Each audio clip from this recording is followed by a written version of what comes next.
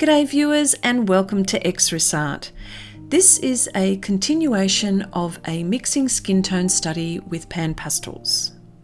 In this demonstration I show you how I mix colours to make pale gold. This is not a step-by-step tutorial but an information sharing video where I give you an idea of the colour choices I make to mix pale gold. The skin type study is for beginners and just a level above.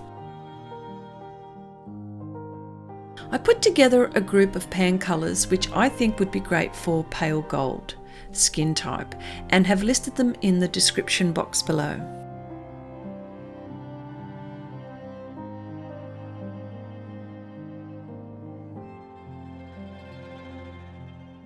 Now of course these colours are not set in stone and other artists may select other colours, so this is my selection. Perhaps you may have other colours which you may use. I would dearly like for you to mention them in the comment section below.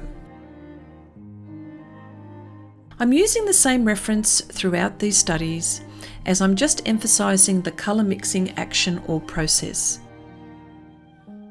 So I guess I'm getting to know this lady very well, and of course I'm giving her a nickname, Miss Pale Gold. She will join Miss Ebony and Miss Porcelain. I will also link the previous studies done so far.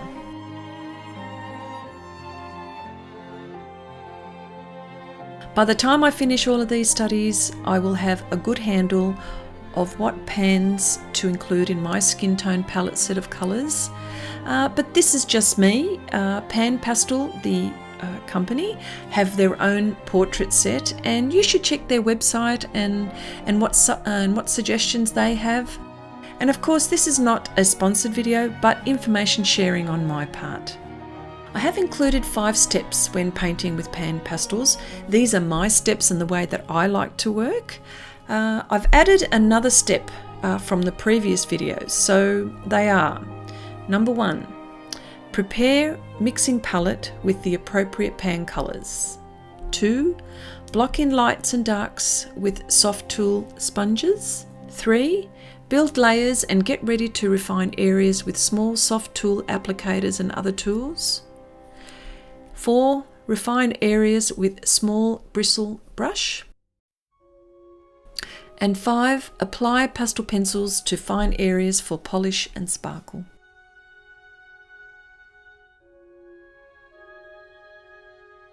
I'm always playing and practicing and always trying to think outside the square.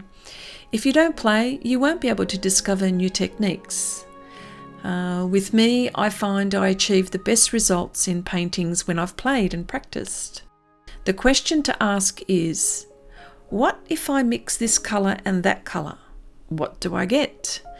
And I'm always using other tools and techniques, anything that will give the result I'm looking for.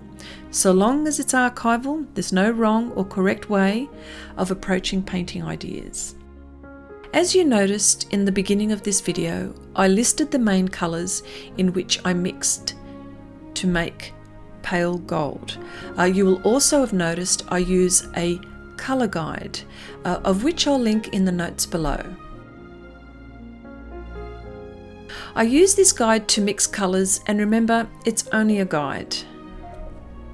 The art supplies I use are PanPastels, pastel pencils, Sofft Tool applicators, and all sorts of bristle brushes, kneaded eraser, masking film to protect the areas I don't want painted, glassine paper, and last but not least, Pastelmat. I almost always use what I call a mixing palette, which is 110 GSM cartridge paper. The action and or process resembles a watercolour or oil painting palette and a tool I can't do without. Additionally, I also mix on my painting surface. It just depends what my subject area needs. Okay, so Miss Pale Gold, you can see she's going through a bit of a stage. This is what we call in art terms the ugly stage, quote unquote. Almost every artist uses that term.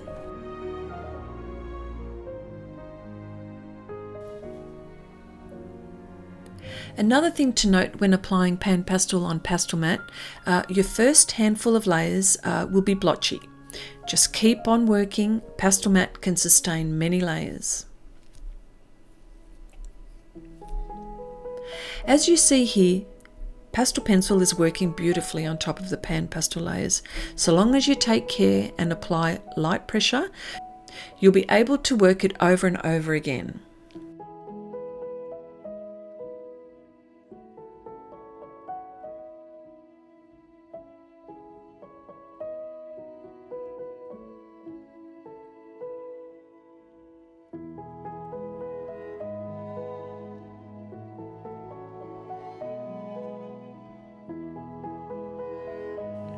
If you were to ask me which is the most important tool or tools for mixing, I would say I have two. And that would be one, my makeshift mixing palette. I don't think you'll ever see me now without it. And another tool, which I can't be without, is my 1/8 of an inch angular synthetic bristle brush. It has many purposes. Apart from applying the pastel, I use it to blend. I also use it to blend small areas, as well as after I've applied pastel pencil, which you'll see me do all the time. Here, all I'm doing is picking pan colours to mix and make new colours. I'm always adjusting, always building or gently building layers and paying attention to the values. I will keep on adjusting, moving pastel, blending with all kinds of tools.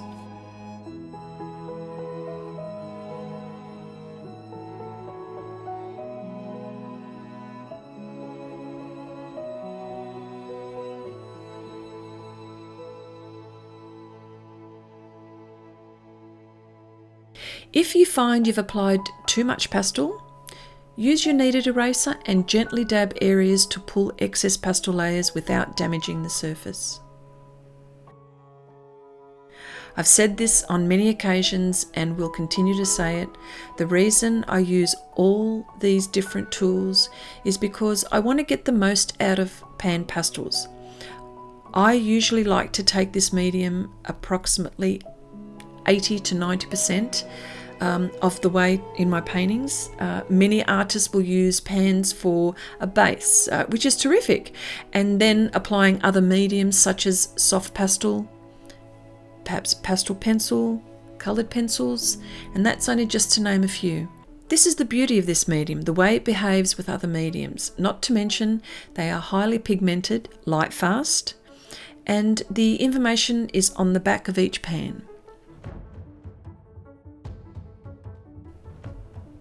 Here you see me use the Sofft Tool applicators, which I feel is an absolute necessity.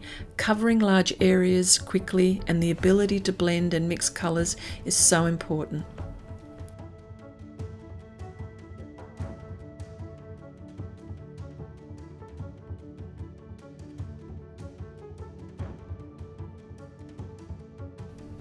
Another thing to remember, the bristle brushes are slower than the Sofft Tools. So keep that in mind when playing with this technique. I hope this video has been a little helpful. I invite you to share this video, subscribe if you would like to see more videos as I upload them. Next up, I'll be working on a new skin tone on the other side of Miss Pale Gold. My name is Chrissy. Thanks for watching and keep on keeping on.